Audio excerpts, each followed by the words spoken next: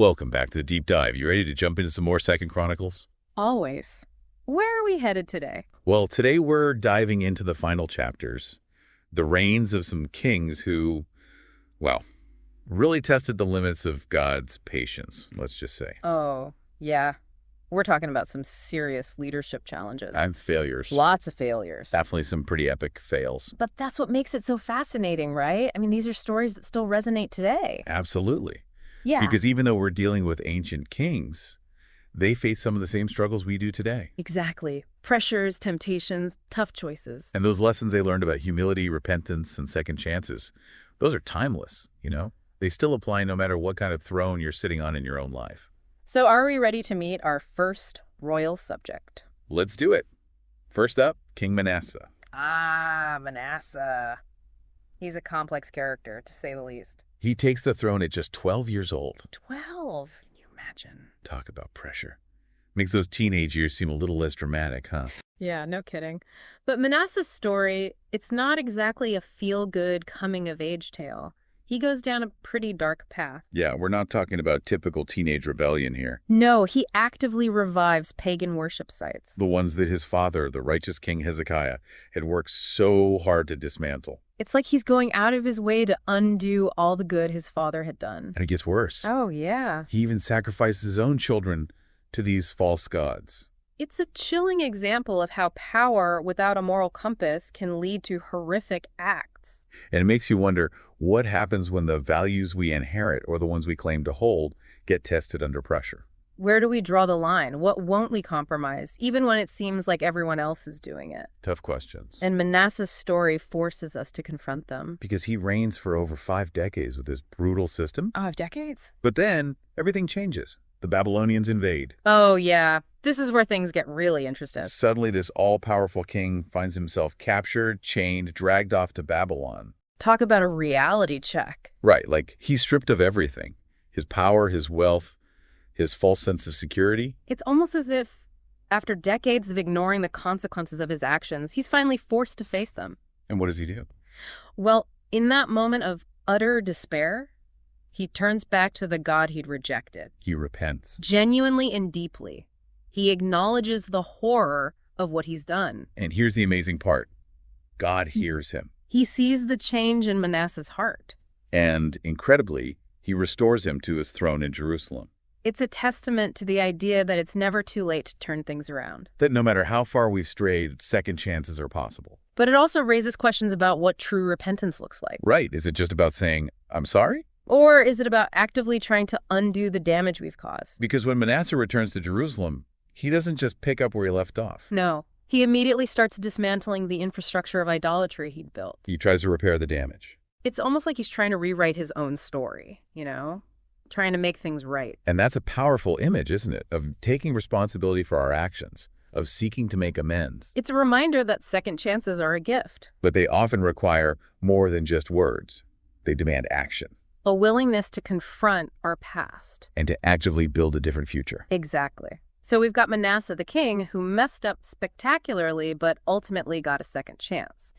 Now, let's fast forward a few generations to his great-grandson, King Josiah. Okay, Josiah.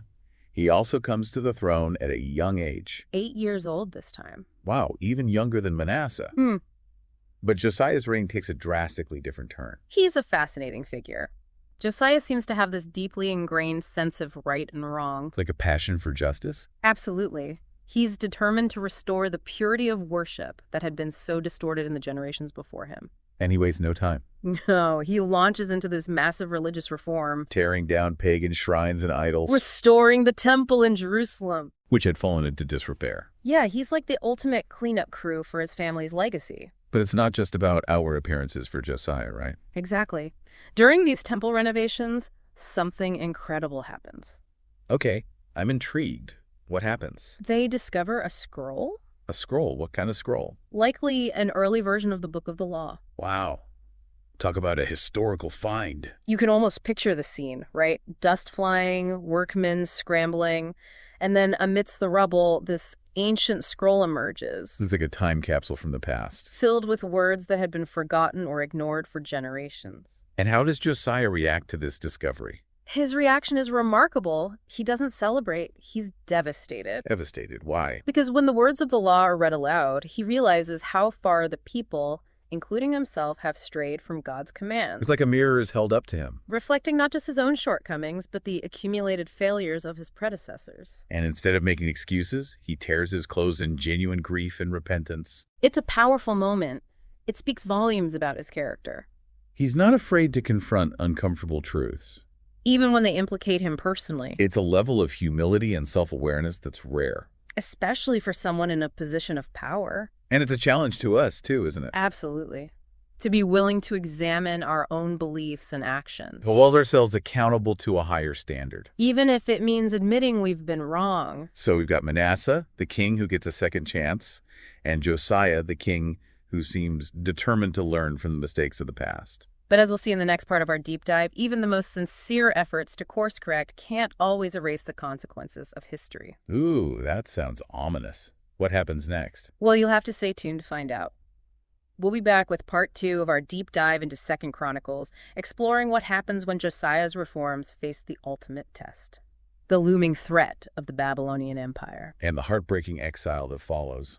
It's a story of loss, of resilience, and ultimately of the enduring faithfulness of God, even in the face of human failure. So don't miss it. We'll see you next time for part 2 of our deep dive. Okay, so we left off with Josiah, this amazing reformer who unearthed the book of the law and led Judah back to God. But as we move into 2 Chronicles 36, things take a turn. Yeah, sadly, Josiah's reign, inspiring as it was, seems to be the exception, not the rule. His successors, they don't follow his lead. Yeah, it's like they completely missed the point. Josiah's sons and then those puppet kings installed by Egypt and Babylon, they fall right back into the same patterns. Corruption, idolatry, the stuff Josiah worked so hard to get rid of. It makes you wonder, how do you create change that lasts? Change that outlasts a single leader? That's a question for all of us, right? Not just ancient kings. Yeah. Anyone in a position of leadership. How do you build a legacy that really makes a difference? In the story of Judah here, it suggests that real change, it's not just about changing laws or getting rid of idols. It's about changing hearts. It's about a deep commitment to what's right. Because without that inner compass, it's so easy to slip back into old habits. Especially when the culture around you is pushing you in the wrong direction. And remember, Judah is caught between these two superpowers, Egypt and Babylon, both vying for control. It's a tough spot to be in. And this is where we see what happens when you ignore God's warnings. The prophets, especially Jeremiah, they're desperately trying to warn the people. Judgment is coming if they don't turn back to God. But people resist, Yeah. They even ridicule the prophets.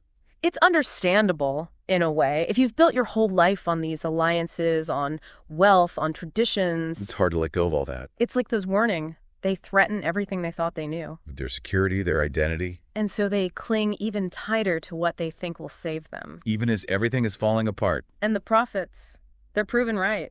The Babylonian army, led by Nebuchadnezzar, they lay siege to Jerusalem. And the city falls. It's a moment of complete devastation. The temple, the heart of their faith, is destroyed. Countless lives are lost. Thousands are taken into exile in Babylon. Their homeland, their freedom, their way of life, gone. It's a stark reminder that our choices have consequences. Not just for us, but for everyone around us. And for generations to come. It makes you think about how you hold on to hope when you've lost everything. How do you rebuild your life, your faith, your identity when everything you knew has been shattered? It would be so easy to give in to despair, to think that God has abandoned you. But even in exile, there are these embers of hope. The prophets, they keep speaking of a future restoration. A time when God will bring his people back to their land. It's a whisper of promise in the darkness. A reminder that even when things seem hopeless, God is still faithful. And then decades after the exile begins, this unexpected figure appears on the scene, Cyrus, king of Persia. Cyrus, he's not an Israelite. He doesn't worship the God of Israel. But God uses him to fulfill his promise of restoration. It's amazing, right? God orchestrating events on a global scale, using a foreign king to accomplish his purposes. And Cyrus, he conquers Babylon. And then he does something that shocks the ancient world.